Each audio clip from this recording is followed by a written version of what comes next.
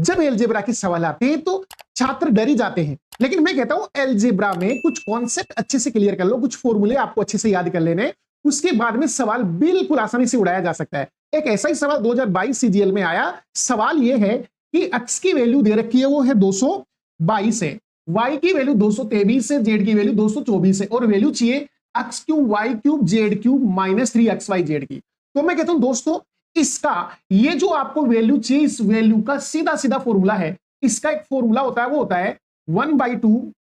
कोष्टक में x plus Y plus Z होता है, और आगे आपने सूत्र पढ़ा होगा वो होता है A square plus B square plus C square minus A B minus B C minus A. लेकिन उसे उस फॉर्म में नहीं लिख के हम उसको ऐसे लिख लेंगे, उसको ऐसे लिख लेंगे x माइनस वाई का वर्ग,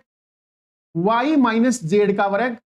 और प्लस में z माइनस x का वर्ग, ये लिख लेंगे दोस्तों, ऐसे लिख लिया जाएगा 1/2 x plus Y plus Z, और अंदर जो ए X square Y square Z square minus X Y minus Y Z और माइनस जेड एक्स है उसको इस फॉर्म में लिख लिया, ये उसका फॉर्म होता है। तो बताइए इसका आंसर क्या आएगा, तो वो देखो 1/2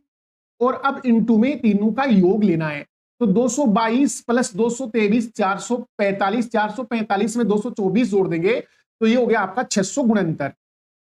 गुणनतर इनटू, अब आपको क्या लेना है x माइनस वाई का वर्ग, तो 22 और 23 का अंतर 1 है तो 1 का वर्ग 1 ही होगा, प्लस y माइनस जेड 23 और 24 का अंतर भी 1 ही है तो 1 का वर्ग 1 ही होगा, और z माइनस एक्स 24 और 22 का अंतर 2 है तो 2 का वर्ग 4 होगा। दोस्तों यहां से क्या आया 1/2 फिर 600 गुणनतर और तीनों का योग 6 आया, 6 को 2 से काट लेंगे 3 आएगा और इसको मल्टीप्लाई करेंगे 29 27 यानी कि आपका यूनिट डिजिट 7 आएगा, यानी 2007 सवाल के राइट आंसर होंगे।